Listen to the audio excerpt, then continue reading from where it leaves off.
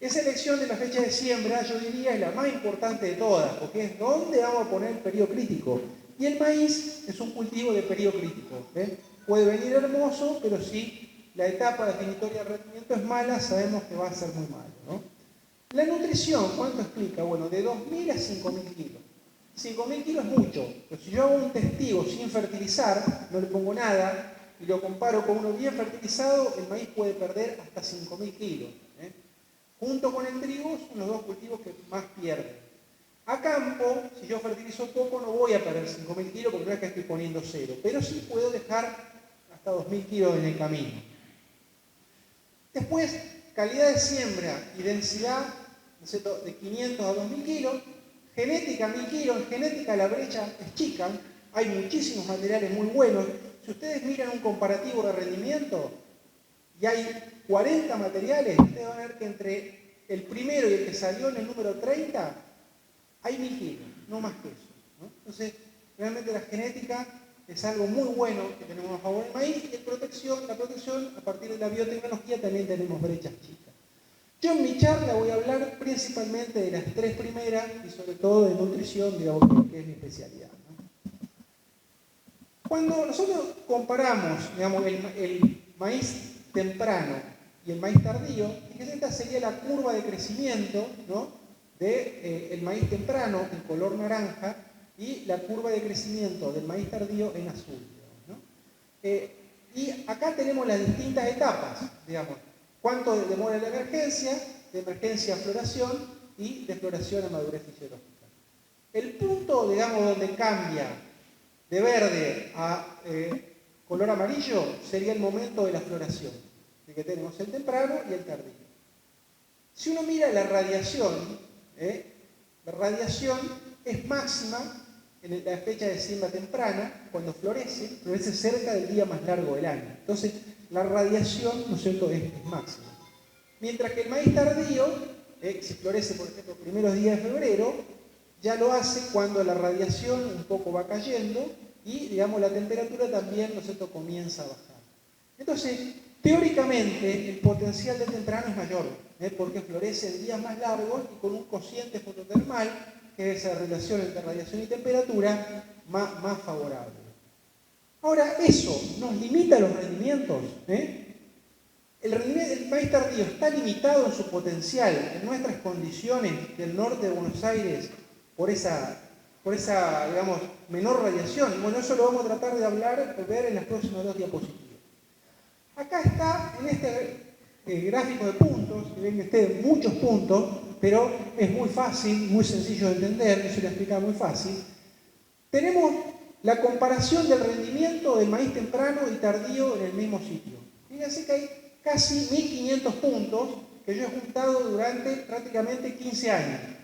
Empezamos a explorar en la zona el maíz tardío después de la sequía del 2008, ustedes se acuerdan, la fecha temprana se quemó todo y la tardía después vino bien, y ahí empezamos un poco a analizar el comportamiento de las fechas tardías, ¿no? ¿Cómo se explica este gráfico? En el eje horizontal tenemos el rendimiento del maíz tradicional, el maíz de septiembre. Y en el eje vertical, la diferencia entre temprano y tardío. Cuando el punto está arriba de esta línea, gana el temprano. Cuando el punto está por debajo de la línea, gana el tardío. Cada uno de esos puntos representa el mismo cultivar, el mismo híbrido, en el mismo lugar, con la misma fertilización. Solo cambia la fecha de siembra.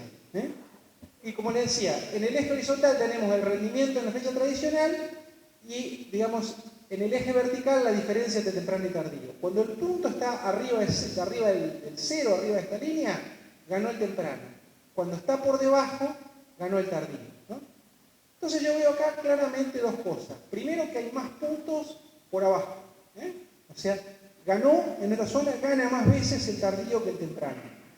Y lo otro, si yo miro esta línea de tendencia, es cómo evoluciona esa diferencia entre temprano y tardío a lo largo de los rendimientos. A medida que el potencial aumenta, el temprano se hace más competitivo, porque quizá tiene más potencial de rendimiento. Cuando yo me voy a situaciones más restrictivas, el tardío, lo siento, tiende a ganar. ¿En qué punto se cruzan? O sea, ¿qué nivel de rendimiento el temprano le empieza a ganar el tardío?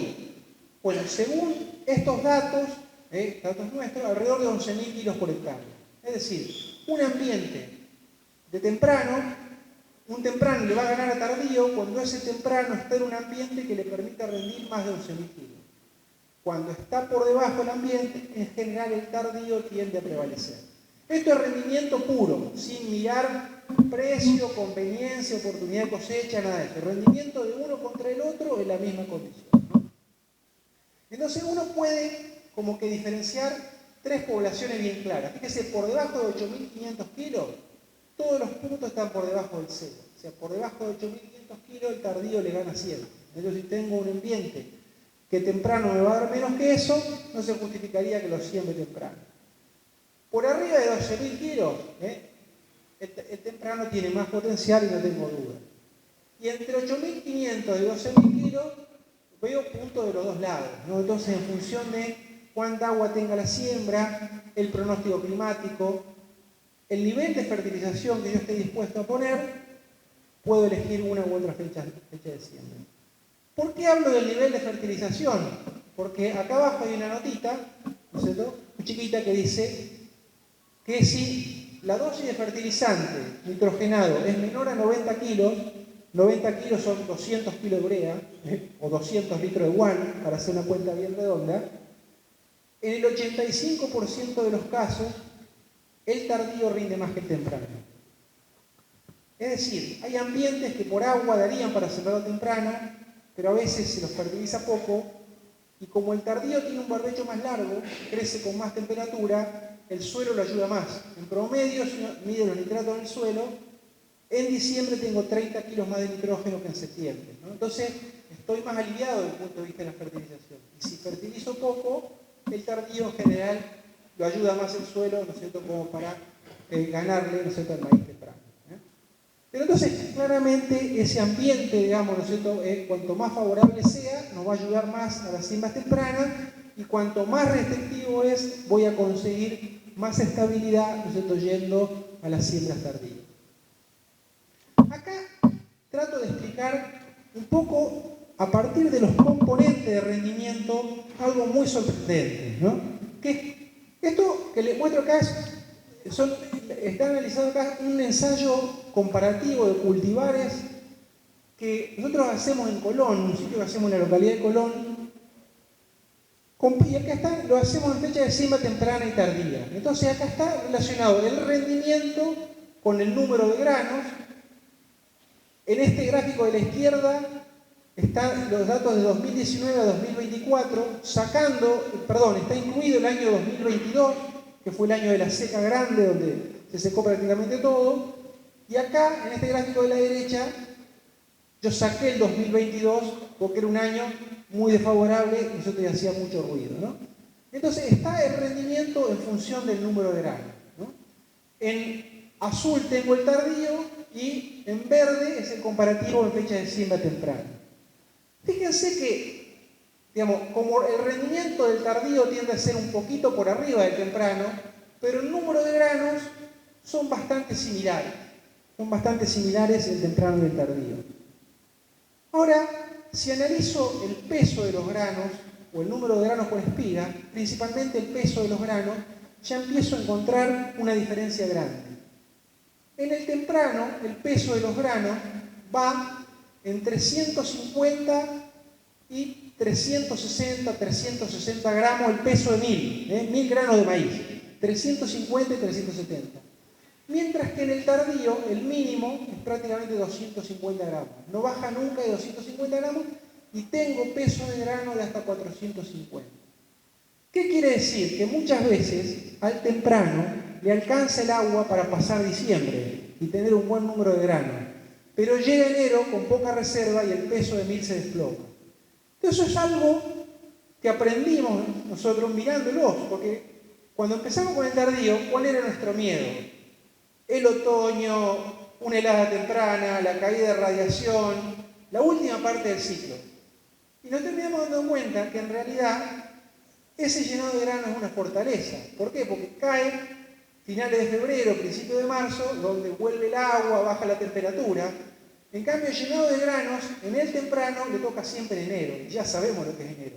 Por ahí el agua te alcanza para la floración, porque los híbridos actuales son muy tolerantes, toleran y forman un buen número de granos, pero después se les termina el agua y no los puede llenar. Eso nos pasa muchas veces cuando decimos, cargué el perfil, pero si la lluvia no te acompaña, y bueno, a lo mejor tenés un buffer de 20 días, un mes, pero no te alcanza completamente, ¿no? Entonces, el tardío ha estabilizado mucho rinde generando buenos pesos de mil, ¿no? Que era algo a lo que precisamente le teníamos miedo. Fíjense, el año pasado fue una situación prácticamente de libro de eso, ¿no? Colón es un ambiente relativamente bueno, el año pasado los rendimientos fueron buenos, aún en el temprano, pero fíjense, acá está el comparativo, los 10 primeros híbridos en cada fecha de siembra. Acá arriba está la temprana, sembrado el 17 de septiembre, y acá abajo el tardío, sembrado el 25 de noviembre. Los rendimientos, fíjense, parten de 10.300 kilos a 9.300, poca diferencia entre los 10 primeros. Si uno mira los componentes de rendimiento, granos por espiga, estuvo bien, número de granos, estuvo bien. Fíjense que tengo casi todo, más de 4.000 granos. Si yo hubiese tenido 300 gramos los 1.000, pasaba los 12.000 kilos. Pero ¿qué pasó con el peso de grano? Enero no llegó nunca y el peso de grano se desplomó. En el tardío, fíjense que hay rendimientos de hasta 14.000 kilos. El número de granos incluso fue un poco más bajo que en el temprano. Pero fíjense lo que son los pesos de grano. En muchos casos, pasando los 400 gramos los 1.000. Si yo tengo 400 gramos los 1.000, no necesito tantos granos y no necesito tantas plantas para tener muy buenos rendimientos. No necesito tantas plantas para tener muy buenos rendimientos. Dos cosas muy importantes. En primer lugar, fíjense que en ese tardío, un tardío de siembra relativamente temprana, 25 de noviembre, es una fecha un poquito jugada, donde la floración te va a caer fines de enero, fíjense que tengo rendimiento de 14.000 kilos. O sea, en nuestras condiciones, los tardíos, que hoy hasta el 8 de diciembre, casi no pierden potencial. Porque la radiación es un factor muy secundario frente a lo que es el agua o el nitrógeno. Entonces yo puedo hacer planteos buscando rendimiento porque sigo teniendo potencial, ¿no? Y otro punto interesante de ver es que, fíjese, uno mira estos híbridos que más rindieron, son todos híbridos de alto peso de mil. Una cosa que tiene alta correlación con los híbridos que más rinden es el alto peso de mil. Hoy los híbridos que más rinden son los que tienen alto peso de mil. Es algo que vemos bastante reiterado en nuestros ensayos. Bueno, hecha esta introducción de agua y manejo, vamos a la nutrición, ¿no? Y si uno toma el rendimiento del maíz a nivel país, es de 7.000 kilos por hectárea. Ese rendimiento se construye con 70 kilos de nitrógeno, 12 kilos de fósforo y solo 2 kilos de azufre. Si uno lo quiere pasar a fertilizante, 150 kilos de urea, 60 kilos de MAP y prácticamente nada de los otros nutrientes. O sea, nosotros que estamos en zona núcleo nos parece muy poco eso, pero realmente tenemos rendimientos bajos para la genética, el manejo y el conocimiento que hay y niveles de fertilización que son muy escasos. ¿A qué nivel de rendimiento podríamos llegar? No estamos hablando de rendimiento potencial genético, sino rendimiento alcanzable. Bueno, en este trabajo, que es un trabajo que hicimos entre varios grupos de investigación, llegamos a la conclusión de que con la genética y el manejo que tenemos hoy, podemos llegar tranquilamente a rendimiento de 11.500 kilos por hectárea, como promedio a nivel país.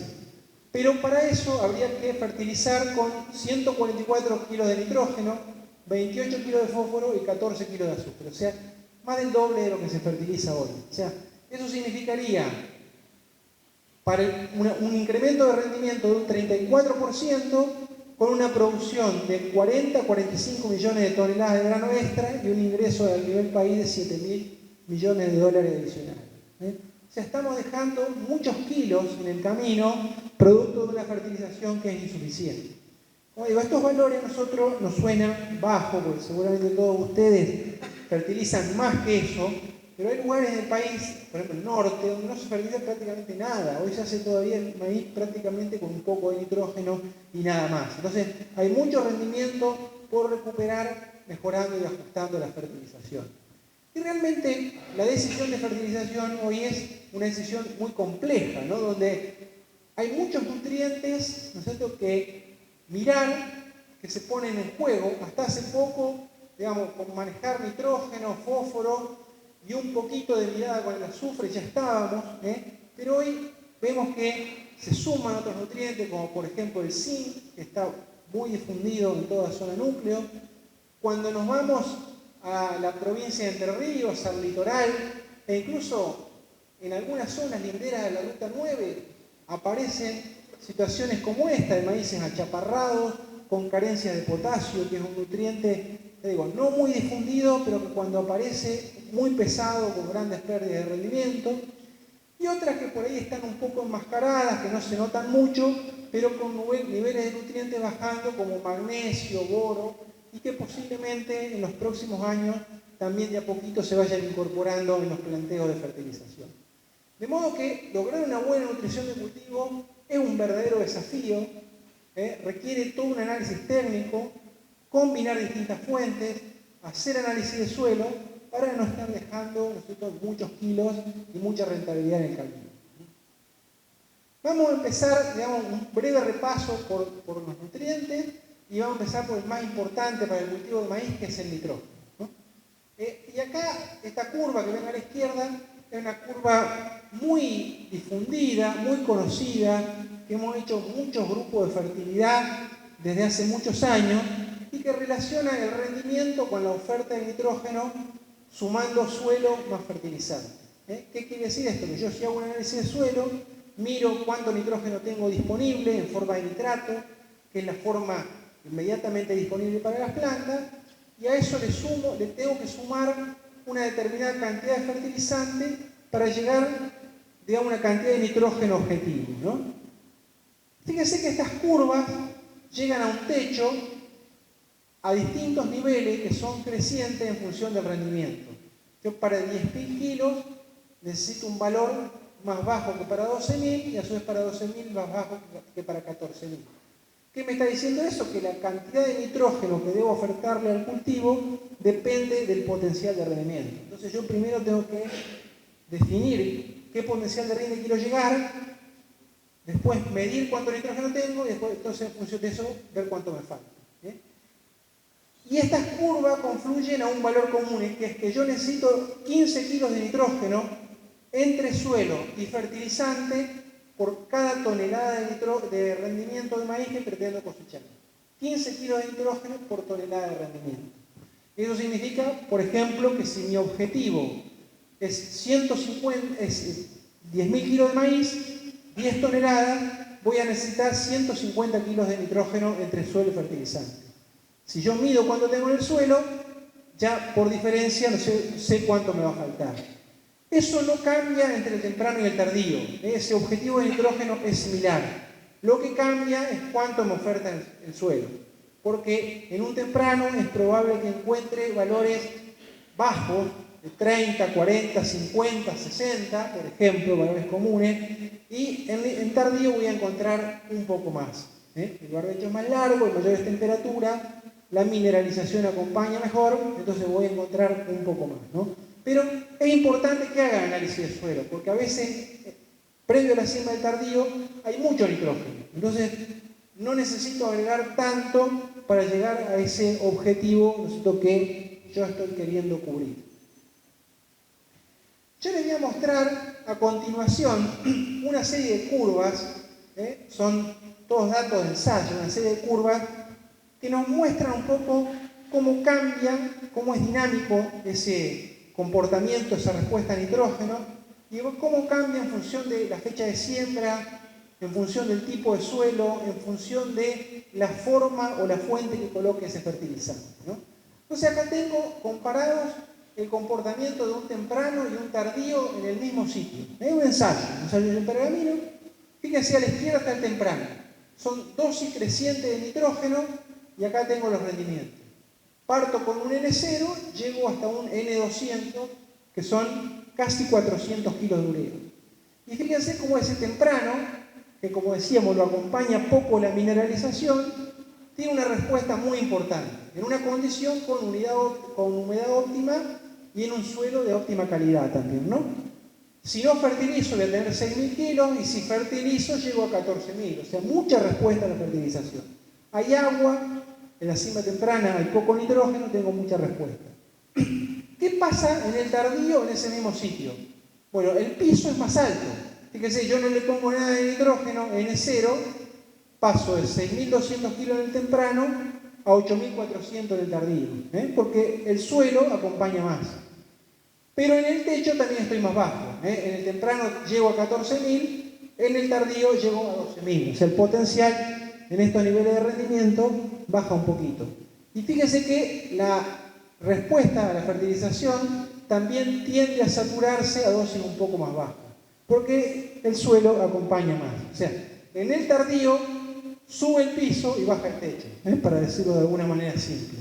Ahora bien, en ese tardío con buena humedad, aunque parta de un piso superior y tenga más nitrógeno en el suelo, voy a tener siempre más respuesta que en un temprano bajo sequía. Porque fíjense lo que pasa en un temprano bajo sequía.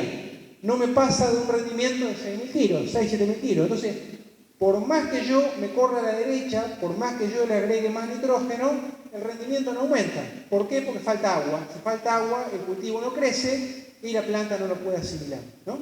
Entonces, ya acá podemos hacer otra definición. La planta no crece porque tiene nitrógeno, sino que demanda nitrógeno porque está creciendo. Yo primero tengo que tener agua, y después hacer que el nitrógeno no me limite el rendimiento. No es que el fertilizante empuja, sino que el fertilizante no limita el potencial que me genera el agua. Primero, cargar el suelo, ¿no? Entonces, el tardío, entonces, en una condición óptima, responde menos a la fertilización que el temprano, pero va a responder más al nitrógeno, un tardío con buena humedad, que un temprano bajo sequía. Acá tengo comparadas las tres condiciones en las cuales se puede encontrar un maíz de fecha diferida. En primer lugar, lo que veíamos recién, un tardío sobre un suelo bueno con humedad óptima, que va de 8.400 a 12.000 kilos. Y acá tengo en la misma condición un maíz de segunda sobre arveja. Fíjense que el maíz de segunda sobre arveja responde un poquito menos porque tiene el aporte de nitrógeno que le fijó la arveja. También rinde un poquito menos porque la arveja consume agua. Y sobre todo seca bastante el primer metro. Consume menos que un trigo, pero consume. No es lo mismo, ¿no es cierto?, que tener un maíz sobre barbecho, obviamente, que tiene todo el agua para él, la arveja un poquito le sacó. Pero tiene un poquito de respuesta, ¿no? Y acá al lado tengo un maíz de segunda sobre trigo. Fíjense lo que le pasa al maíz de segunda sobre trigo. Todos lo estamos mirando como una alternativa. ¿Qué pasa si no lo fertilizo? Si no le pongo nada, 4.000 kilos, no rinde nada. ¿Por qué? Porque el trigo sí se chupó todo el nitrógeno. Se chupe agua, pero también todo el nitrógeno, ¿no? Entonces, si quiero sembrar un maíz de segunda sobre el trigo, tengo que fertilizar mucho. Porque el trigo se consumió todo. Es un cultivo con un perfil de consumo de nutrientes muy similar a lo que es el maíz, ¿no es cierto? Consumen de lo mismo, a los dos les gusta el nitrógeno, ¿no? Fíjense que al primer salto, pasar de N0 a N40, o sea, pasar de 0 a 90 kilos de urea, ya tuve 1.500 kilos de respuesta. Un montón, digamos, ¿no? Porque prácticamente encontré ese perfil prácticamente sin nada. Y fíjense que sigue respondiendo mucho hasta la dosis más alta. O sea que si ustedes van a hacer un maíz de segunda sobre el trigo, tienen que fertilizarlo bastante. Y me adelanto, tienen que fertilizarlo al momento de la siembra, porque cuando nace ya no encuentra nada, y tienen que incorporarlo, porque hay una cobertura de residuos que también va a interferir con la incorporación de ese nitrógeno si lo ponen al boleo, y se generan también condiciones muy predisponentes para que haya volatilización. Entonces, tardío de segunda sobre arveja o de segunda sobre trigo comparten la fecha de siembra, pero son ambientes diferentes. Tienen distinto potencial y también tienen distintas exigencias, ¿no? A medida que tuve un antecesor más exigente, bueno, voy a tener que cuidar más digamos, recomponer el perfil de humedad y también mejorar la fertilización. Si yo tengo el perfil cargado, el 20 de noviembre ya lo puedo sembrar. Porque si me toca una semana de sequía en enero, una semana a fin de enero, la va a aguantar. Con el perfil completamente cargado la va a aguantar. En este otro que empieza con el perfil descargado, es deseable, después de la cosecha del trigo, por lo menos tener una lluvia que me acomode un poquito el perfil, haga que no nazca desparejo, y también irse más hacia siembra de diciembre, ¿no? Llevar la floración a febrero porque voy a tener el perfil mucho más descargado, ¿no? Entonces, es importante comparar esos sistemas. Acá tengo dos situaciones de colocación de nitrógeno. En estos ensayos, el primero es un periodo húmedo, el segundo, ¿no es cierto?, durante un periodo más seco, 2023 veníamos más seco que en 2018. Son las mismas dosis de nitrógeno propuestas de distinta manera. En la curva azul tengo poniendo el nitrógeno, esto es más temprano, ¿no? Poniendo el nitrógeno al voleo, superficie ustedes saben. En la curva gris, ponerlo incorporado. La curva que es naranja, esto que llamo remoción. ¿Qué significa remoción? Pasé con la fertilizadora, simulando la remoción que hace esa fertilizadora, pero el nitrógeno lo puse al voleo. Esto lo hago para saber cuánto de esa incorporación es la labranza que hago con la fertilizadora y cuánto poner directamente el nitrógeno del suelo. Y después, en amarillo tengo dividido. Una parte de la siembra y otra parte en la postemergencia. Fíjense en esta curva. En este año, un periodo húmedo. ¿Cuál es el que gana? El dividido. En un año húmedo, repartir el nitrógeno, tengo menos riesgo de lavado y entonces repartido funciona mejor. Sobre todo cuando me voy a dosis altas. Ustedes acá no tienen tanto riesgo de lavado porque son zonas altas, no hay napa, ¿no? Entonces no tienen tanto riesgo. Pero tengo que dividir la fertilización siempre agronómicamente es lo mejor. Si yo me voy a Junín o a Venado Tuerto, suelos arenosos y donde la napa sube, es mucho más importante esa división. Y me voy al periodo seco, ¿qué pasa? Fíjense, el voleo está por debajo de todos los otros sistemas. Entonces, cuando yo estoy en un periodo seco, el paradigma es incorporar, para asegurar que el nitrógeno esté en la solución en el suelo. Cuando estoy en un periodo húmedo, el paradigma es dividir, para que la oferta se ajuste un poco mejor a lo que es la demanda del cultivo. Fíjense, acá a la izquierda tengo el efecto de la incorporación. Es un maíz de segunda sobre trigo. La curva roja es poner ese nitrógeno al voleo. La curva azul es ponerlo incorporado. Es la misma dosis, son la misma dosis. Pero, de todas formas, incorporo y lo pongo al voleo. Fíjense la diferencia que le saca, ¿no? Hacerlo incorporado, casi 1500 kilos. O sea, si yo voy a hacer un maíz de segunda sobre trigo, tengo que incorporarlo. Porque necesito ese nitrógeno rápido y necesito que no lo intercepten los residuos.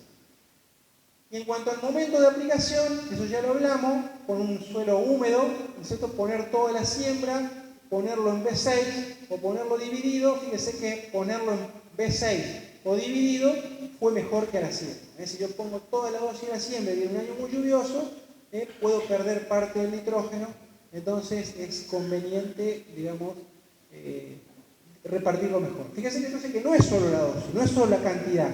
Quizá lo más importante sea la cantidad, pero también es importante cómo lo agrego, ¿no? Y mirar ese sistema. Acá tengo un poco el efecto de la fuente. Fíjense, acá son aplicaciones, izquierda maíz temprano, derecha maíz tardío. Aplicación de nitrógeno y 20 días sin lluvia desde la fertilización. No tuve la prudencia de una lluvia que lo incorpore. En realidad acá esto lo hicimos a propósito, para ver cómo se comportan distintas fuentes. Entonces tengo, fíjense, la urea sola, la urea común, esto es al voleo, por supuesto, en superficie. Acá por arriba tengo la urea protegida y acá tengo los líquidos. Los líquidos, aparte del nitrógeno, tienen azufre, que puede acompañar un poco, también ayudar. Entonces fíjense que pasan 20 días sin lluvia y la urea protegida de los líquidos le terminan ganando a la urea común. Cuando me voy al tardío es muy mucho más importante, porque hay más temperatura. Entonces, las temperaturas hace que haya más volatilización. Entonces, fíjense que la urea protegida se comporta mejor que los líquidos y mucho mejor que la urea común, ¿no? Entonces, yo voy a aplicar fertilizante al voleo, tengo que tener cuidado, digamos, de o que haya una lluvia inminente o, ¿no es cierto?, tener una fuente que sea fuerte, digamos, ¿no? Y si no, lo tengo que incorporar, ¿no? Bueno, respecto de la volatilización del nitrógeno, estamos hablando de maíz tardío, tengo que hacer un punto en esto porque es importante. ¿De qué depende? Del fertilizante, del clima, del suelo. Depende de la fuente y la dosis que agregue. Siempre se va a producir cuando no incorpore el fertilizante. Cuanto más residuo en superficie tenga, más puedo perder. Por eso lo que le decía del maíz tardío, maíz de segunda sobre trigo, siempre hay que incorporarlo, ¿no?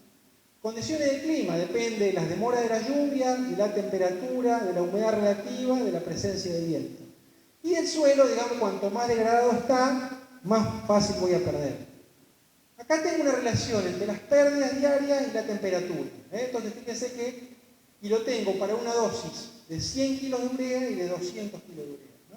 Entonces fíjense que a medida que aumenta la temperatura, esas pérdidas tienden a aumentar, ¿eh? Entonces, si yo estoy fertilizando un trigo, julio, agosto, y me falla una lluvia, pasan unos días, no es tan grave. Pero en un maíz tardío es gravísimo, ¿eh?, por las temperaturas. Y cuanto más grande sea la dosis que aplique, mayores son las pérdidas que puedo tener. ¿Qué pérdidas puedo tener? Supongamos que usamos urea común al voleo y pasan 20 días sin lluvia. Un maíz temprano, entre 10 a 20% de lo aplicado. Un maíz tardío, 20 a 40% de lo aplicado, ¿eh? Datos medidos por nosotros en pergamino.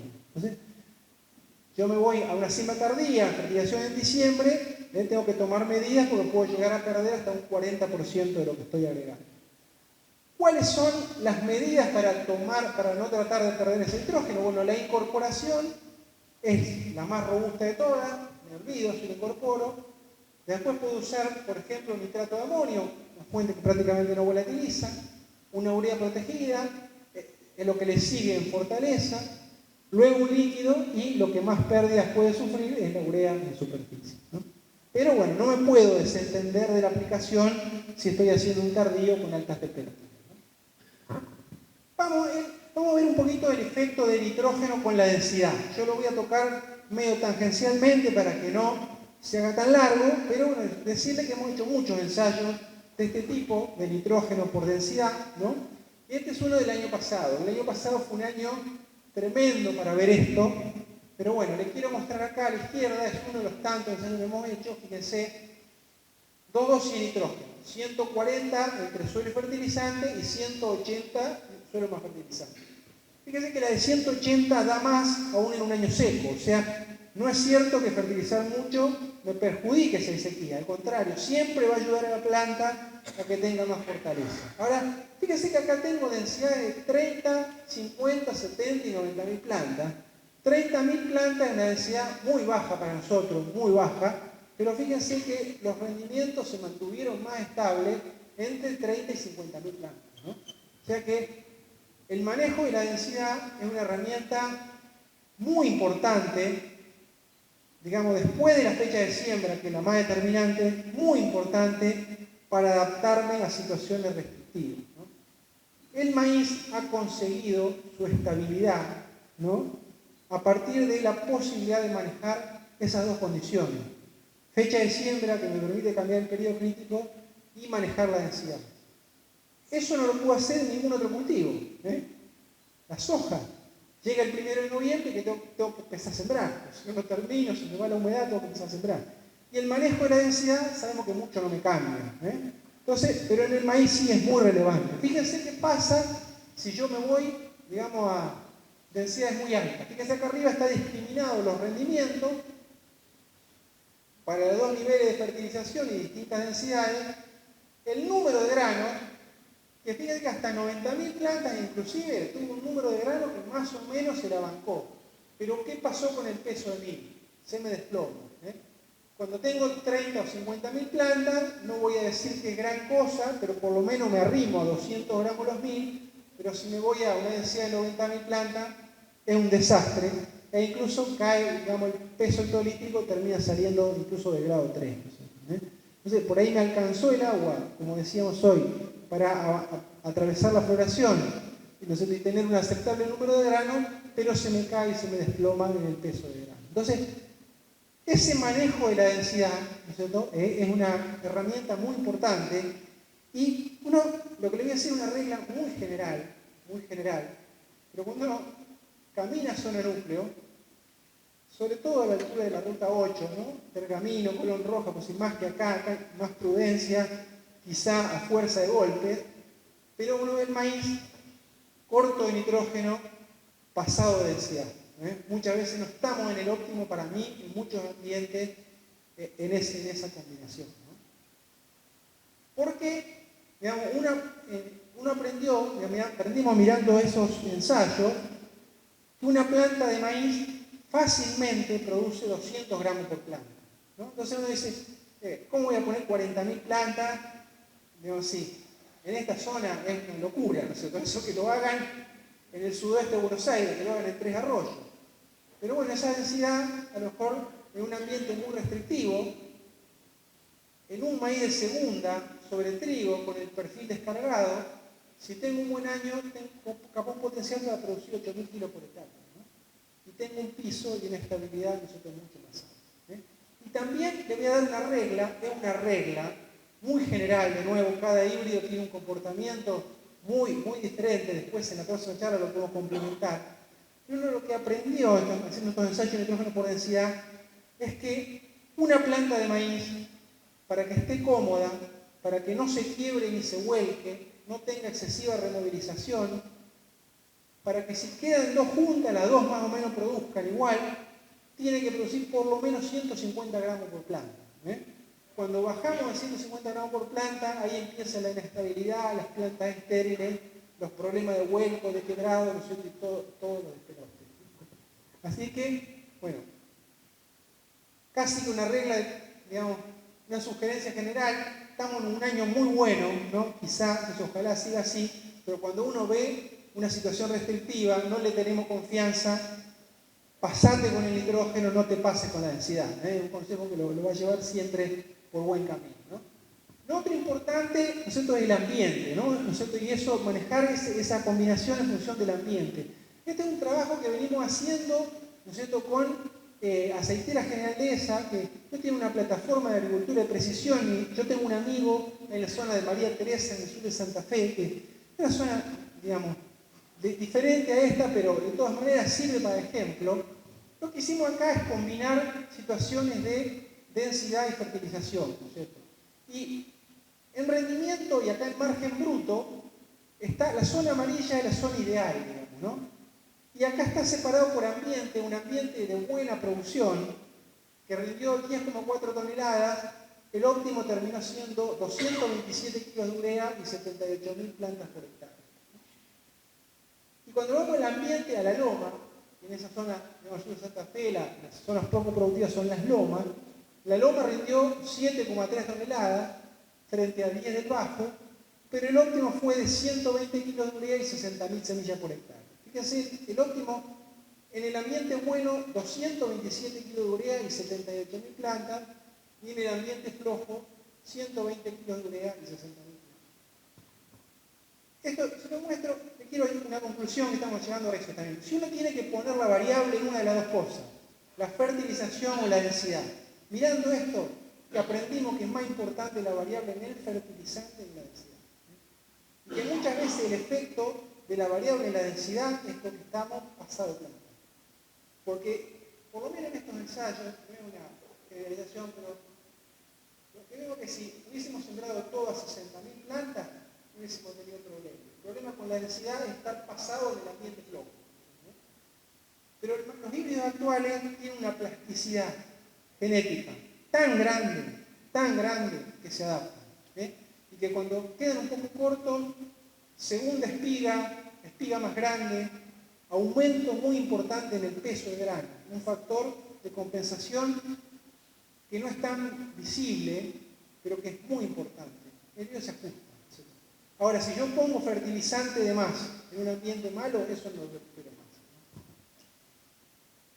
Bueno, terminamos con nitrógeno, entonces un poco, no se preocupen que el 60% de la charla era eso, porque bueno, el nitrógeno tiene eso tan lindo de la interacción con el ambiente que nos hace un poco que se muestre tanto con el manejo, ¿no? Que se refleje tanto con el manejo. Pero bueno, pasamos al otro lado, al fósforo, que digamos, es un poco todo lo contrario, ¿no? El fósforo, así como el nitrógeno es el nutriente de la producción, podemos decir que el fósforo es el nutriente de la resistencia, ¿no? El que me ayuda a atravesar de mejor manera cualquier situación de estrés, ¿no?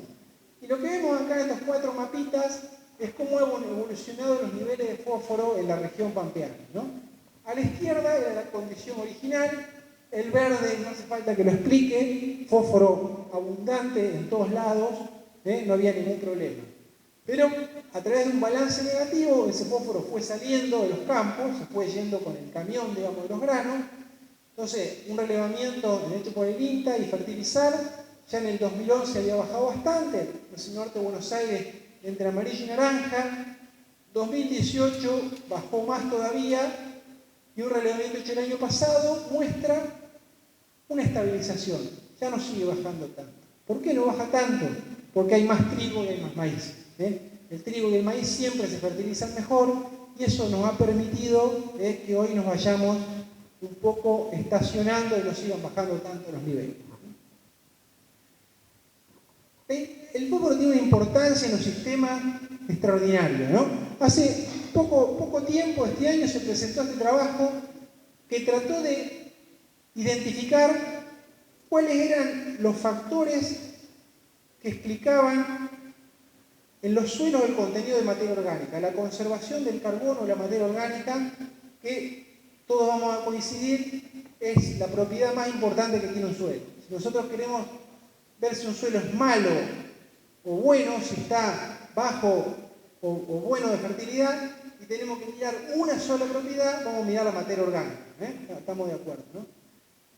Este trabajo jerarquizó cuáles eran los factores que más correlacionaban o que más explicaban un alto contenido de materia orgánica en los suelos. Y el que sobresalía era el nivel de fósforo disponible. Incluso por arriba de la lluvia, que era el segundo, y el tercero era el nivel de fertilización corporal. O sea, el fósforo es tan escaso en todo el mundo que cuanto más fósforo hay, más alta la materia orgánica. Inclusive por arriba de la lluvia, algo poco creíble. La respuesta, este es un trabajo también presentado este año, hecho en Estados Unidos, mirando una infinidad de lotes, ¿no?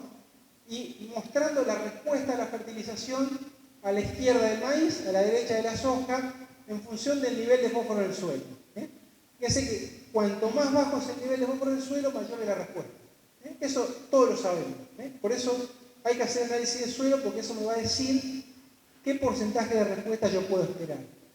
Fíjense que si yo estoy por debajo de 8 o 10 partes por millón, la respuesta esperable en maíz es del 20 al 30%. Y de soja, del 10 al 20%. O sea, el maíz también es más sensible y responde más que la soja. Y para que esa respuesta se haga cero, yo tengo que tener por lo menos 30 partes por millón de 2 cultivos, cosa que no hay en ningún suelo. Entonces, el fósforo es importante, fertilizar y mantenerlo. Por lo menos hasta que seamos ricos y podemos tener los suelos con 30 partes por millón, el fósforo hay que cuidarlo y hay que mantenerlo, ¿no? Otra cosa que quiero mostrar este trabajo, es muy interesante, está hecho sobre Argentina, también fue presentado este año, y trató de explicar los rendimientos de soja, en función del nivel de fósforo. Mirando más de 15.000 lotes de producción de la zona centro del país, que sería básicamente Córdoba, el oeste de Buenos Aires, el centro de Buenos Aires y el sudeste. La zona núcleo acá pasó un poquito de costado, pero de todas maneras es bien válido para nuestro suelo. Trató de analizar desde el punto de vista de la fertilidad, esto que dice acá, y el rendimiento de la soja, qué factores explican el nivel de rendimiento de la soja. Y el más importante fue la historia de fertilización. Los lotes que traían altas dosis de fósforo rindieron más que los lotes que traían baja historia de fósforo. bajo dosis de fertilización fosforada, independientemente del nivel de fósforo inicial. Cualquiera sea el nivel de fósforo que partieron, los que tenían una historial de alta dosis de fósforo rindieron más que los otros, digamos, independientemente del clima y del manejo. O sea, fíjense que, esa acumulación de residualidad que le dio fertilizar bien con fósforo, los puso, y para rendir más de 3.500 kilos de manera consistente a través de los años, necesitaban tener esto, una alta dosis de fósforo. Cuando la dosis de fósforo era baja, ahí había una relación con el nivel de fósforo inicial. Cuando el fósforo era alto, es como que rendían bien igual. Cuando el nivel de fósforo era bajo, y con baja dosis de fósforo, rendían poco, ¿no? Pero lo más importante era la construcción de un alto nivel de fertilización. Esto que les muestro acá es un resultado de un ensayo de larga duración. Nosotros al fósforo lo tratamos de estudiar a través de ensayos de larga duración porque, como les decía en la diapositiva anterior, la historia es muy importante. Es muy importante el balance, mantener esos niveles de fósforo. Entonces, este es un ensayo de larga duración que tenemos en la localidad de Ribeños, ya 18 años, estamos en el año 19, 25 cultivos. Lo que hemos hecho acá simplemente es seguir 5 estrategias de fertilización a lo largo del tiempo. Este testigo no se fertilizó nunca, 18 años sin fertilizarlo, una situación prácticamente única y propia de un ensayo. En este que dice TUA, tecnología de uso actual, era un poco la tecnología del productor cuando empezó ese ensayo, agregamos 80 kilos de triple por año, 80 kilos de sulfato triple. Y después, 3 niveles crecientes de fertilización, 2 de reposición, manteniendo lo que se llevan los granos, y un tratamiento que llamamos de reconstrucción, donde todos los años agregamos un poquito más de lo que se lleva el cultivo para tratar de ir mejorando el nivel de fósforo de ese suelo. Empezó con 8,5 partes por millón y queríamos llevarlo a un valor un poquito más alto, entonces todos los años agregamos un poquito más. Bueno, si yo comparo los rendimientos, acá lo que están ilustrados son los rendimientos de los 5 maíces que entraron en ese ensayo y que tocaron estos años que están acá. En esos 5 maíces, este tratamiento que llamo de reconstrucción produjo 20.000 kilos más de grano que este que le agregué solo 80 kilos de fertilizante, 80 kilos de triple. O sea, ¿cuánto nos puede dar la fertilización más allá de la base? La base de 80 kilos por año, 20.000 kilos, o sea, casi 4.000 kilos de maíz más por año. Fíjense la importancia que tiene el fósforo. Esa diferencia en el primer año no fue mucho, pero 18 años después, todos los años siguiéndolo, es una barbaridad. O sea que la forma de manejar el fósforo no es poner una gran dosis un año, sino ir manteniendo el nivel de fósforo en el suelo. Eso es lo mejor que podemos llegar a hacer. Acá está el resultado económico de ese ensayo. Resultado económico. ¿Cuánto gané por fertilizar en comparación con el testigo? En azul está la dosis de 80 kilos de fertilizante por año. Y después, los siguientes datos son los distintos tratamientos de fertilización. Fíjese que en los 4 primeros años no hubo mucha diferencia. Hubo un mayor rendimiento cuando hubo una fertilización de reposición respecto a esa dosis fija, pero me lo gasté en fertilizante, no tuve mucha más rentabilidad. Ahora, a partir del 5.º año, el margen bruto se empieza a diferenciar. Y después de 10 años, cuanto más fertilizante agregué, más margen fui encontrando. O sea, mantener los niveles de fósforo va a dar una rentabilidad que no la voy a ver en el primer año, lamentablemente.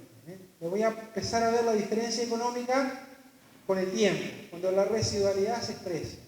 Y es por eso que en muchos campos no lo podemos hacer.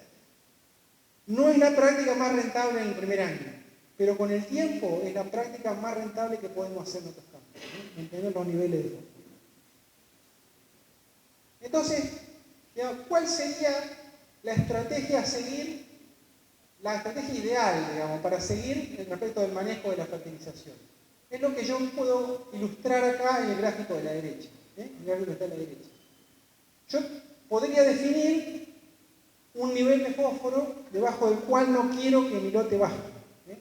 Supongamos que ese nivel fuera 15 partes por millón, que es una disponibilidad media. Yo digo, no quiero que mis lotes bajen de 15 partes por millón. Supongamos que por lo menos en campo propio, digamos, ¿no? Entonces, si yo estoy por arriba de 15 partes por millón, debería devolverle al lote lo que me llevo con el grano, hacer lo que llamo una fertilización de reposición. Cuanto más alto sea ese rendimiento, o sea, cuanto mejor sea ese campo, mayor dosis voy a tener que poner. Y si estoy por debajo de 15, tendría que devolverle lo que se lleva el lote y poner un poquito más, para tratar de ir recuperándolo y que después vaya a llegar a 15. Ese un poco es el manejo ideal respecto del fósforo, ¿no? Vamos a soja. 2 o 3 conceptos de soja y después vamos cerrando. Les voy a mostrar un experimento de potencial de rinde que hacemos todos los años en el ITA de Pergamino. ¿Qué consiste ese experimento? Bueno, tratamos de generar una parcela donde le ponemos toda la tecnología, la mejor soja, la fertilización completa, fungicida, fertilizante foliar, insecticida, todo lo mejor y ver qué nivel de rendimiento podemos llegar. El mejor año, que fue la campaña 21-22, llegamos con eso a 7.300 kilos, ¿no? Y el peor año, obviamente, que fue el de la seca grande, el 2022, solamente 2.500 kilos. Y a esa parcela le vamos sacando de a una determinada tecnología y vamos analizando cuánto cae el rendimiento. Y también tenemos una parcela a la cual no le ponemos nada, o sea, sembrar la soja sin nada, ni siquiera inoculante, nada, y vemos cuánto cae el rendimiento. Y eso lo hacemos para ver cuánto es la brecha en soja. Fíjense que en un año bueno la brecha es de 1.800 kilos. O sea, esa brecha rinde en soja no es como en maíz, que podemos tener 5.000 kilos. Vamos a tener un 20-25%, porque la soja es muy adaptable, ¿no es cierto? Y aún sin nada rinde muy bien, ¿no? En el año malo también fue de aproximadamente un 20 o un 25%. Y este es el último año, la última campaña, donde esa brecha, la mejor parcela, digamos, fue muy buen año para soja el año pasado, nos rindió 6.600 kilos y marcó, digamos, 2.600 kilos de brecha contra la parcela que no tenía nada, solamente la sembramos, y que rindió 4.000 kilos por hectárea. Fíjense que los factores, la importancia de cada uno de esos factores va cambiando a lo largo del tiempo. Por ejemplo, un año muy bueno, un fungicida nos dio 286 kilos, pero en esta campaña seca no nos dio prácticamente nada, porque obviamente las enfermedades ¿qué van a estar? En cambio, el insecticida dio muy buenos resultados en la campaña seca y no dio prácticamente nada, ¿no es cierto?, en un año bueno, ¿no? Y bueno, después podemos ver la importancia de distintos factores. Por ejemplo, la tecnología intacta siempre rindió mucho. ¿Por qué? Porque la variedad que usábamos era espectacular, digamos, ¿no? 46-20, que era una variedad de muy buenos rendimientos. La tecnología en LIS, fíjense que en aquel año 21-22 nos penalizaba 155 kilos, hoy ya estamos prácticamente en los rendimientos. Vemos que estamos muy cerca de esos rendimientos. El factor STS, fíjense que siempre dio positivo. ¿Por qué? Porque hay mucho residuo de mesulfurón y sus amigos, digamos, en los suelos, entonces siempre nos hace penalizar el rendimiento. Y de lo que es esta brecha de producción, las tecnologías de nutrición explican un 50%. O sea, de esta brecha del orden de un 25%, un 50% es la nutrición.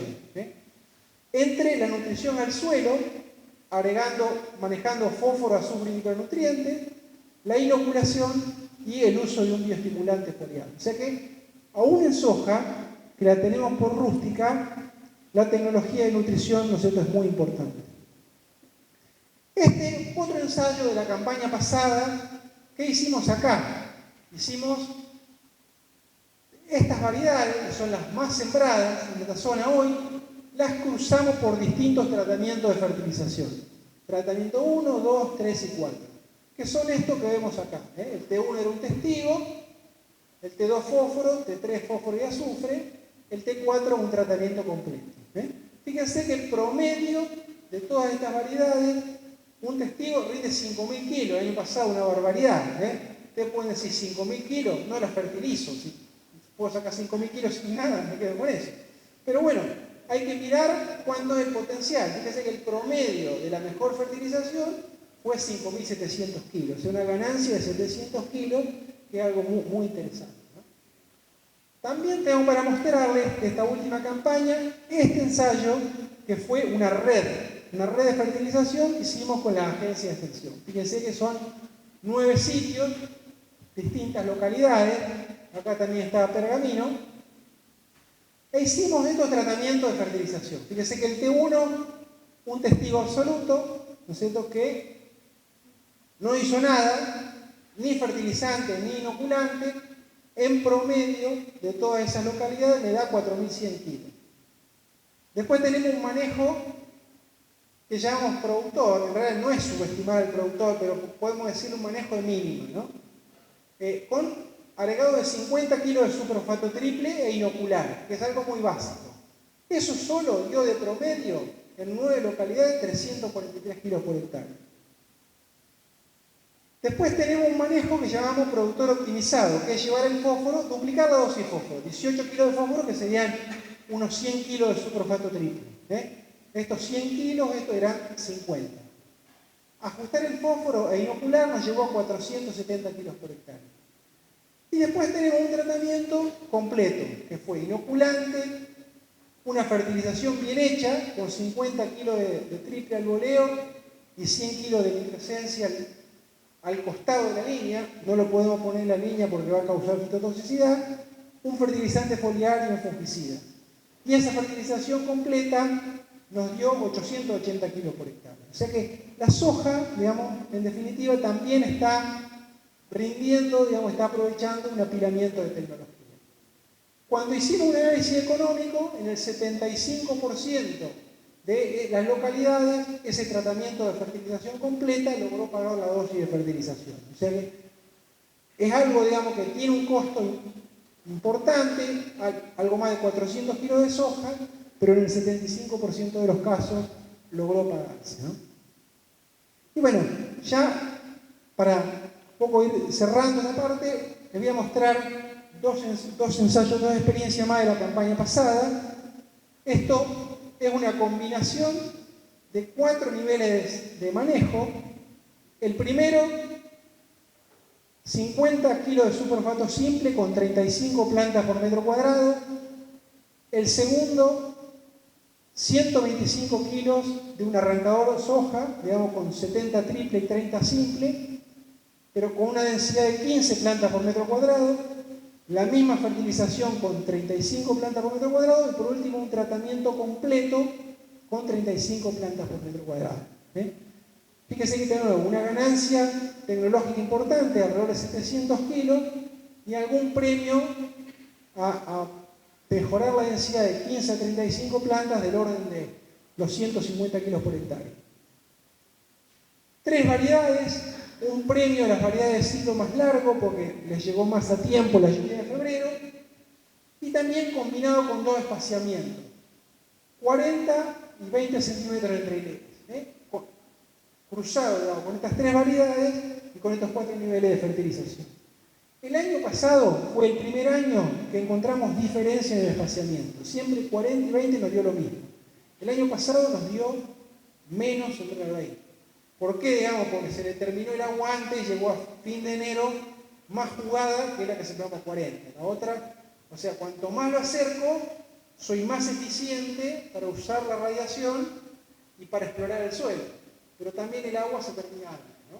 Entonces, fue una situación un poco extraordinaria como llegamos a fines de enero, pero la verdad es que, digamos, canopeos muy cerrados deberían ser usados en ambientes seguros, donde yo no me quedo sin agua. Que podría ser una especie de conclusión, ¿no? Y, digamos, para terminar un poco el repaso por las tecnologías, les voy a mostrar estos ensayos que son de respuesta a fósforo.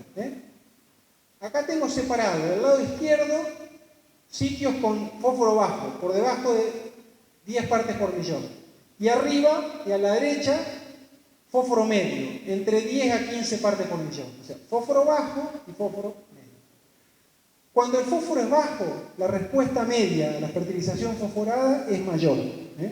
Fíjense que tengo esta campaña 400 kilos por hectárea, esta otra 321 kilos por hectárea. Y bueno, les muestro estos dos ejemplos, pero esto lo venimos haciendo todas las campañas. Mientras que cuando tenemos fósforo medio, la respuesta se reduce de 400 a 150 kilos, de 320 a 185 kilos. O sea, cuanto más bajo sea el fósforo, más respuesta voy a tener. Y fíjense un poco la forma de poner el fertilizante. Acá tengo evaluado tres posicionamientos. En la línea, que es la curva azul, este tratamiento presiembra, que lo que hacemos es, como se dice comúnmente, sembrar el fertilizante, o sea, pasar 7 días antes sembrando el fertilizante y después sembrar la soja, queda localizado pero separado de la semilla, sería lo mismo que ponerlo al costado, ¿no? Y en verde ponerlo al voleo. Fíjese que si la dosis es baja, fertilizar en línea va bien, 10 kilos de fósforo son 50 kilos de superfato triple, pero ya cuando me voy a 100 kilos de superfato triple, ponerlo al costado está 200 kilos por arriba de ponerlo en línea. Ese es el costo oculto de la fitotoxicidad. No pierdo el cultivo. Si no tengo el testigo, casi que no me doy cuenta. Algún cotiledón quemado, alguna planta que viene un poquito más lerda, a los 15 días se emparejó todo. Eso me cuesta 200 kilos, esa soja de espalda. Si no tengo la otra parcela al lado, no lo veo. O sea, se puede poner fertilizante en la línea, pero hay un límite. Y siempre que lo puedo separar, es una ventaja y es una tranquilidad. Ponerlo al voleo, se puede, pero tengo que poner una dosis suficiente. Si pongo muy poquita dosis, el voleo, la planta demora en llegar, entonces no me conviene. Si pongo una dosis alta, ahí lo voy a recuperar y va a ser prácticamente lo mismo. Dos palabras de fuentes y ya vamos terminando. Me creí que no se me iba a hacer, se me hizo largo, ¿no? Pero acá veo en soja un ensayo que venimos haciendo hace muchos años también, que es un ensayo de aditividad, digamos, ¿no? Fíjense, 34 sitios en promedio, acá está visualizado el rendimiento y acá en porcentaje. ¿Esto qué significa? N es nitrógeno que a la soja se lo doy por inoculación. Vamos a mirar esta gráfica, me rinde un 100%. Le agrego fósforo, aumento el rendimiento un 8,5%, promedio de 35 sitios. Le agrego azufre, este que llamo NPS1, paso de 8,5 a 10,5, el azufre me rinde acá un 2% de incremento. Y tengo este NPS2 que me va a 113, respecto de fósforo aumenta un 5%. ¿Qué significa NPS1 y NPS2? Esta es una mezcla física y esta es una mezcla química. Con la misma composición, el mismo nivel de fósforo. Pero las mezclas químicas las tengo un 3% arriba. Más pareja, granulometría más pareja, todos los gránulos con la misma composición. Esto me rinde, lo tenemos visto en maíz también, en un 3 o 4% más.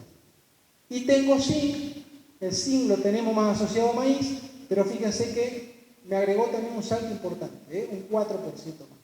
O sea, respecto de fósforo solo, que tengo 8,5% respecto del testigo, cuando hago una nutrición balanceada, me aumenta prácticamente un 9% más, me va 117. O sea que no es solo fósforo, sino que la nutrición balanceada siempre me va a estar ayudando. Bueno, lo del azufre está muy interesante. Esto de bioestimulantes, lo voy a pasar rápido, pero les quiero mostrar una cosa como modo de resumen. Bueno, pues la composición, cuándo se dan las condiciones, pero lo que les quiero mostrar, para que no lleve tanto tiempo, les quiero mostrar esto. Nosotros, los fertilizantes foliares, bioestimulantes, ya lo sabemos, todos tenemos la misma intriga, digamos, responde, no responde, es importante, no veo nada, pongo fósforo, la planta crece más, esto mucho no lo veo, ¿hay o no hay respuesta? Bueno, en promedio, si uno toma, fíjese que yo hice muchísimos ensayos. Digamos, estos últimos 20 años, la ventaja de volverse grande es que uno acumula muchos datos, una de las pocas ventajas, ¿no? Pero fíjense, 700 ensayos. El año pasado me tomé el trabajo de compilarlo para, bueno, un poco tratar de tener una idea central, ¿no? Y bueno, no es fácil, porque uno no es como la respuesta a nitrógeno-fósforo que uno mide en el suelo, y bueno, si está bajo el nutriente, fertilizo, es mucho más simple, pero los bioestimulantes son más una molécula de carácter fisiológico, entonces digamos, no es fácil hacer el diagnóstico. Si uno mira el promedio, todos los ensayos, puede ser que el promedio es como quedaría para usarlo, pero el problema es que tenemos un 40% de sitios que no tienen respuesta. Entonces, ¿cómo puedo filtrar esa base de datos, ¿no? Entonces, una de las cosas que tratamos de hacer es analizarlos en función del tipo de daño climático y en función del nivel de rendimiento. Entonces, vamos a poner que el testigo rinde un 100%. ¿Cuánto rinde aquel que le agregó un foliar? Año muy seco, rinde un 100%. O sea, tiene una sequía grave, no lo arregla con el foliar. Eso, un poco a veces se dice, bueno, el foliar para que la planta se salve, bueno, si está muy jugado, es más grave el asunto, no lo arreglo con un foliar. Un año medianamente seco, ahí es más interesante, tiene 6% de aumento, un año promedio 8%, un año húmedo baja a 2%, porque a la planta le resulta más fácil tomar lo que necesita. Y los segmentos en función de rendimiento. Rendimientos por debajo de 2.000 kilos, respuesta muy baja y muy errática. Son ambientes extremos, no me va a ayudar en esa situación. Rendimientos entre 2.000 a 3.000 kilos, respuesta baja y errática. Rendimientos entre 3.000 y 4.000 kilos, EPA. Ya la respuesta empieza a ser más alta y más estable. Rendimientos entre 4.000 y 4.500 kilos, respuesta media, pero muy estable. Rendimientos de más de 4.500 kilos, respuesta baja, pero estable. O sea, a nosotros nos dan mejores resultados en condiciones medias, cuando hay un poquito de sequía, cuando tengo un cultivo, digamos, con algún grado de estrés, pero que todavía lo puedo ayudar. Y siempre, digamos, en aplicaciones tempranas. Bueno, fitotoxicidad, algo que siempre sale, que siempre es muy interesante. Se los traje para mostrarlo en maíz y en soja, porque es una pregunta recurrente que a ustedes siempre les interesa. Acá lo que veo es el número de plantas emergidas por metro cuadrado, en este caso el maíz, con 3 fertilizantes. Urea en línea, fosfato monomónico y un microesencia, que es una mezcla química. Fíjense la urea, lo que pasa. 40 kilos por hectárea en la línea, de casi 7 plantas me nace una. O sea, urea no puedo poner nada. 10 centímetros por lo menos, es muy peligrosa, muy fitotóxica. Fertilizante fosforado, puedo poner, pero tiene un límite. Estos ensayos están hechos con baja humedad en el suelo, menos que la que hay este año, pero fíjense que ya una dosis de 100 kilos por hectárea, bien juntita con la semilla, me bajó la emergencia casi una planta por metro cuadrado. Esta dosis, que es un poco la que usamos todos, de 100 kilos, por lo general no hay problema, pero si está muy seco, cuidado. O sea, los fertilizantes son agresivos, entonces tengo que tener siempre alguna precaución. ¿Cuál es el límite máximo del maíz? Yo diría 100 kilos, más de eso no conviene. Empiezo a poner, no voy a ganar mucho y empiezo a poner en riesgo el cultivo. Por supuesto que si lo pongo separado, lo pongo adelante con la cuchilla turbo, ahí no queda junto, no tengo ningún problema, ¿no? Y en soja, acá tengo 3 fertilizantes, superfosfato simple, una mezcla de fosfato monomónico y superfosfato simple, sería la famosa mezcla 740, y acá arriba superfosfato simple, ¿no? Superfosfato simple, el más tolerado, el que menos cae la emergencia, pero lógicamente también es el que menos fósforo tiene, ¿no? ¿Qué dosis? Si yo acepto perder un 20% del stand de planta, ¿hasta qué dosis puedo agregar? Bueno, sería hasta 40 kilos de MAP, hasta 70 kilos de esta mezcla o 120 kilos de superfosfato simple. O sea que también en la soja hay que tener mucho cuidado porque perder 20% de las plantas no es poco, digamos, ¿no? Fertilizantes con nitrógeno traten de no usar. casi no se usan, y está bien eso, y bueno, con los que no tienen nitrógeno se puede, digamos, usar algo más, pero siempre tener un poco de precaución, ¿no? La mezcla, digamos, tipo arrancador soja con triple y simple, 70-80 kilos, cuando va bien junto con la semilla, diríamos que es un límite máximo, e incluso nos puede hacer perder, digamos, alguna planta, ¿no?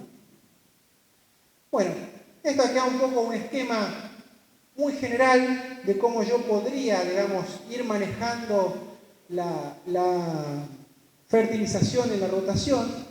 Lo que les quiero dejar como concepto es que lo que son nutrientes que tienen residualidad, como fósforo, azufre, zinc, ustedes miren la cuenta en el mediano plazo, en una rotación de 3 años. No importa si no ponen zinc todos los años, con que lo pongan uno de cada 3, por ejemplo, si pongo 1 kilo de zinc, se lo pongo al maíz, ese zinc me va a durar para la soja e incluso para el siguiente trigo, ¿no? Porque excede lo que se lleva al cultivo, ¿no? Entonces yo puedo armar, por ejemplo, una rotación, supongamos que el trigo, una diapositiva, ¿no es cierto? Nos fue bastante bien, ¿no? Un poco los pronósticos. Es decir, ¿qué podemos esperar para la campaña 25-26? Entonces yo acá, desde el primer año que venimos haciendo ese ensayo de potencial de rendimiento, yo acá puse los rendimientos de la parcela de máxima, la que más rindió, y, digamos, la brecha, ¿no es cierto?, con aquella parcela, o sea, mejor dicho, el rendimiento de la parcela que solamente tuvo soja, digamos, ¿no? La que no se le agregó ningún tipo de tecnología, ¿no? Nosotros podemos mirar el rendimiento de la parcela de máxima que tiene toda la tecnología y traté de analizar ese rendimiento en función de 3 variables sencillas de medir, que es el perfil de agua en el momento de la siembra, el ciclo climático y cómo fueron las lluvias de febrero, en pergamino, ¿no? Entonces, nosotros atravesamos todo un periodo, desde, podemos decir, 2012 a prácticamente la campaña 2017-18, donde teníamos buenos perfiles, donde se alternaban años niños y neutros, o sea, veníamos bien con la lluvia. Entonces llegábamos a febrero bastante holgado, casi que no nos importaba las lluvias de febrero, y teníamos rendimientos en estas parcelas de alta tecnología prácticamente estabilizados en el orden de los 5.000 kilos. Esta campaña 17-18, que fue la famosa sequía de Macri, bueno, empezó con un quiebre de esto, veníamos con exceso en el perfil, pero fue un año línea y se le sumó un febrero seco, entonces los rendimientos bajaron. De ahí en más, casi que los perfiles no se recompusieron más. Empezamos una serie de años donde teníamos perfiles medios, digamos, una recarga media. Entonces empezamos a depender un poco más del ciclo climático. Y a su vez empezamos una saga, fíjense, de febrero con pocas precipitaciones. Entonces los rendimientos fueron un escalón más abajo. Llega la campaña 21-22, que tenemos un perfil medio, un año línea, pero un febrero muy bueno. Entonces ese febrero muy bueno nos levanta los rendimientos. Y después llega la 22-23, que tuvimos la triple combinación. O sea, un perfil muy seco, un año niña y un febrero sin lluvia. O sea, para tener un fracaso total necesitamos las 3 cosas, que prácticamente no se dan casi nunca. Y para este año, no soy brujo ni adivino, pero tenemos el perfil cargado. O sea que ya una de las 3 no está. Está, obviamente, el año pasado veníamos mal, fíjense, venía un perfil medio, un año niña, y bueno, nos salvó febrero, febrero de 226 milímetros, que nos recompuso.